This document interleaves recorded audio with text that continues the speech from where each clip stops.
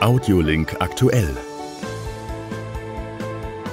Zum Hören und Mitnehmen. Der Audio-Newsletter.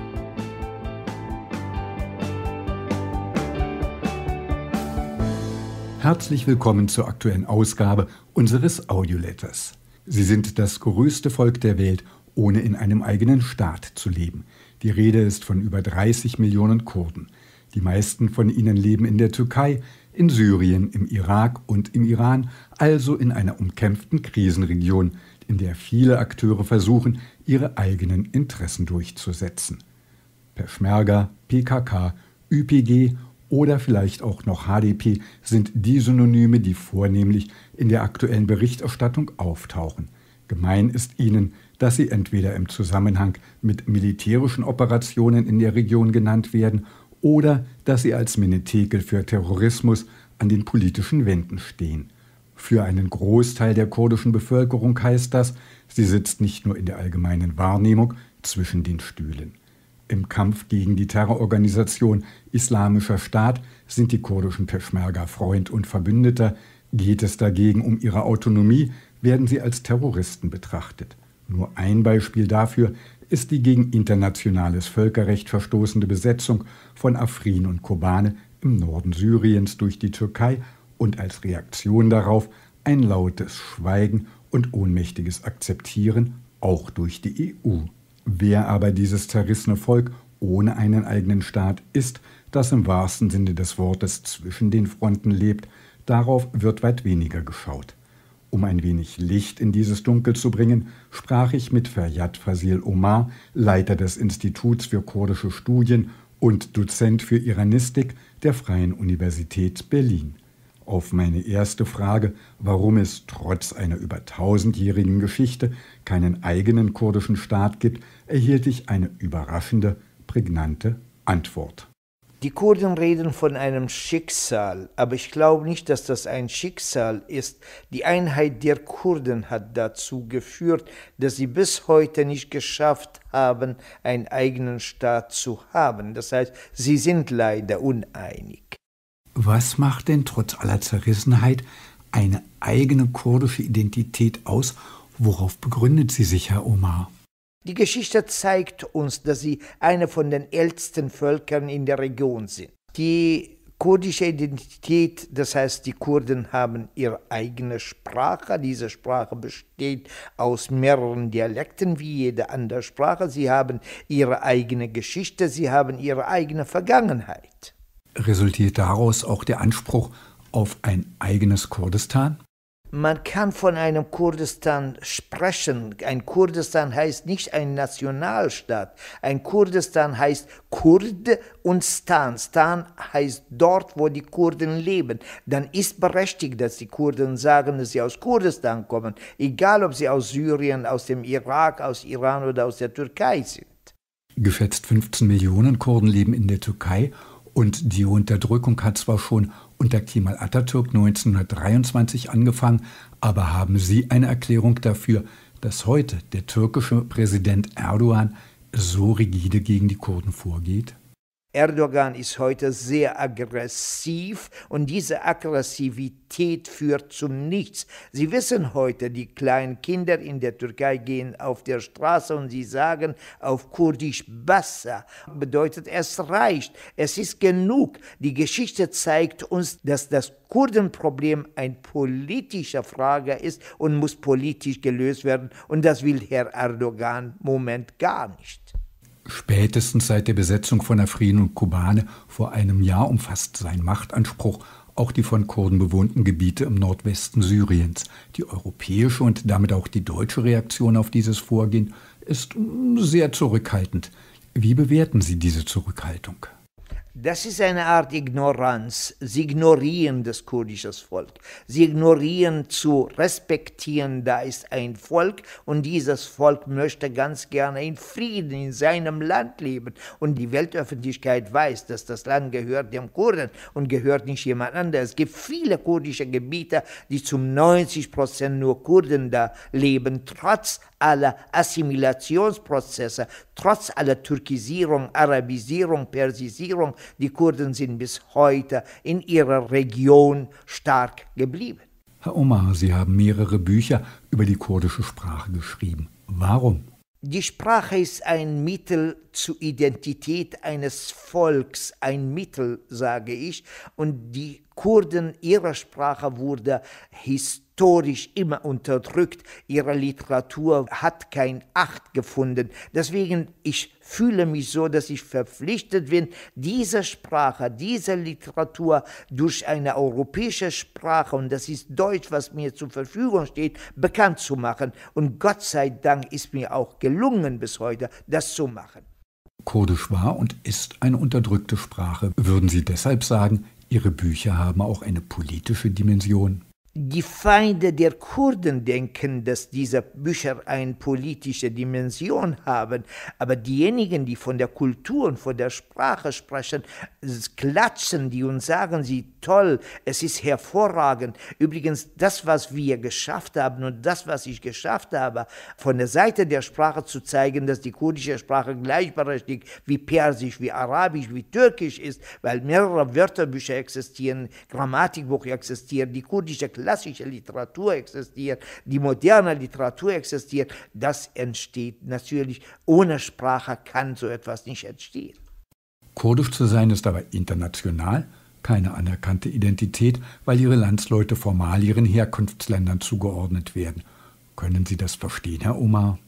Das ist leider in Deutschland auch so, obwohl mehr als 1 Million Kurden in Deutschland leben und die schreien und sagen, dass sie Kurden sind. Sie werden nicht von Deutschland respektiert, weil sie aus Syrien offiziell oder aus der Türkei offiziell oder aus dem Iran oder Irak kommen.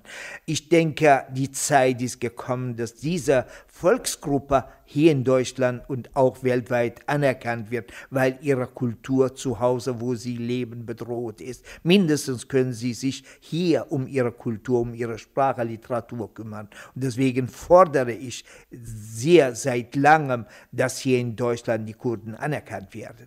Und was bedeutet das für Ihre hier lebenden Landsleute? Das ist schwierig, besonders für die Jugendlichen, für die jungen Kurden, die hier in Deutschland geboren sind. Die möchten ganz gerne kurdisch deutsch sein. Und die sagen auch lauthals, wir sind in Deutschland geboren, unsere Identität ist klar, die Sprache, die wir sprechen, sprechen wir 2 Sprachen. Das ist Kurdisch, erst was wir von zu Hause gelernt haben. Zweitens ist die deutsche Sprache, die sind auch stolz drauf. Wenn sie darauf stolz sind, dann muss man die respektieren. Dieser Respekt wird denen ein Signal setzen, dass sie wirklich ihre Identität wahrnehmen. Täuscht mich mein Eindruck oder ist es tatsächlich so, dass die Kurden aufgrund ihrer inzwischen unterschiedlichen Interessen nicht mehr mit einer Stimme sprechen? Sie haben vollkommen recht, das ist die Schwäche der Kurden, dass sie nicht politisch mit einer Stimme reden. Die Feinde der Kurden, die Machthaber, egal ob das die regionale Macht sind, Türkei, Iran, Syrien, Irak und die Großmächte sorgen dafür, dass diese Kurden nicht zu einem Punkt kommen, sich einigen. Deswegen jeder Versuch, mit einer bestimmten Partei Kontakt aufzunehmen und diese Partei profitiert von dieser Beziehung, deswegen wird gegen die andere Partei sein. Und diese Uneinigkeit der Kurden und die kurdischen Parteien hat dazu geführt, dass die Kurden bis heute nicht geschafft haben, ihre eigene Nationalität oder ihre eigene Nation zu bilden. Was wünschen Sie sich von Ihren Landsleuten, um aus der gegenwärtigen Sackgasse herauszukommen, Herr Omar? Ich glaube, das Beste für die Kurden wäre, wenn sie sich einigen könnten. Wenn die Kurden nicht so viel Generalsekretäre und nicht so viel Parteien haben. Früher hat man gedacht, dass die Kurden bestehen aus mehreren Stämmen und jeder Stamm hat seine eigene Volksgruppe. Und jetzt leider, die Kurden haben mehrere Parteien. Und wenn diese Parteien, die Führer dieser Parteien zu einer Einigkeit kommen könnten, dann werden die Kurden bestimmt zu einem guten Weg kommen und werden sie eine gute Zukunft haben. Halten Sie diese Einigkeit wirklich für machbar? Ich glaube, momentan sehe ich das nicht, aber es ist eine Hoffnung, dass man nicht aufgeben darf. Trotz all Ihrer Hoffnungen, die ich aus Ihren Antworten heraushöre, ist denn aufgrund der entstandenen Heterogenität ein eigener kurdischer Staat überhaupt realistisch? Wahrscheinlich, im Moment, wo Sie mit mir sprechen, ist nicht realistisch. Aber wir sehen doch, es ist realistisch. 2017, als die Kurden im September zur Wahl gegangen sind, zu entscheiden, ob sie souverän sein möchten, haben 93% der Kurden mit Ja gestimmt im Irak. Das heißt, sie wollten ganz gerne frei sein und sie wollten unabhängig sein. Und ich denke mir, wenn alle Kurden in Syrien, im Irak, im Iran, in der Türkei, das ermöglicht wird, die Frage gestellt werden, wollen sie frei sein, dann werden sie dafür stimmen. Das bedeutete ja, Herr Omar, dass der kurdischen Bevölkerung eine Entscheidungsmöglichkeit gegeben wird, aufgrund der Vergangenheit und der derzeitigen Lage kaum vorstellbar. Politisch, die Lage der Kurden ist momentan sehr, sehr schwierig. Die Schwierigkeiten liegen daran, dass die Amerikaner, die Russen, die türkische Regierung, die iranische Regierung, Saudi-Arabien mischen sie sich sehr direkt in diesen Konflikt. Ihre Interessen natürlich in der Region versuchen sie mit einer oder der anderen Gruppierungen in Zusammenhang zu bringen. Deswegen die Lage der Kurden. Sie merken zurzeit, die Kurden im Irak wollen ihre Autonomie, nicht nur Autonomie, sie wollen Selbstbestimmungsrecht haben. Die Kurden in der Türkei sagen, wir möchten ganz gerne in einer demokratischen Türkei leben. Mit der Demokratie können wir unsere Nationalrechte in der Türkei verwirklichen. Im Iran, wo die Mullahs natürlich die Kurden unterdrücken, seit Jahrzehnten möchten sie ganz gerne einen demokratischen Iran und eine Autonomie für die Kurden haben. In Syrien kann ich momentan mir gar nicht vorstellen, dass man die Geschichte wieder zurückdrehen kann. Die Kurden in Syrien hatten historisch keine Chance, keine Möglichkeit gehabt, sogar wurden als Volksangehörige nicht respektiert, aber heute haben sie Gebiete unter ihrer Kontrolle, trotz dieser Aggressivität der türkischen Regierung. Bleibt mir abschließend noch die Frage, welche Perspektive Sie für das kurdische Volk unter den derzeitigen politischen Umständen sehen, Herr Omar. Ich sehe, dass die Kurden im Irak bestimmt werden. Sie nach dieser Referendum, die sie 2017 geführt haben, das wird zu einem Ergebnis führen, ob die Iraker wollen oder nicht. Sie werden ihre Souveränität bekommen.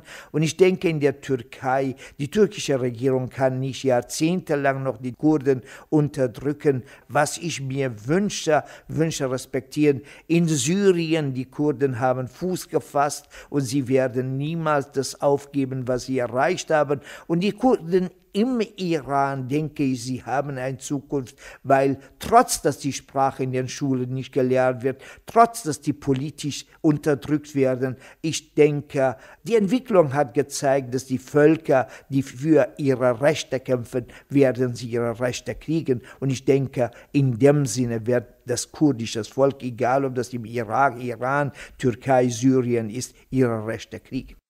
Zumindest die gegenwärtige politische und militärische Lage spricht gegen diese Hoffnung und auch die Vergangenheit im Umgang mit der Kurdenfrage macht wenig Mut.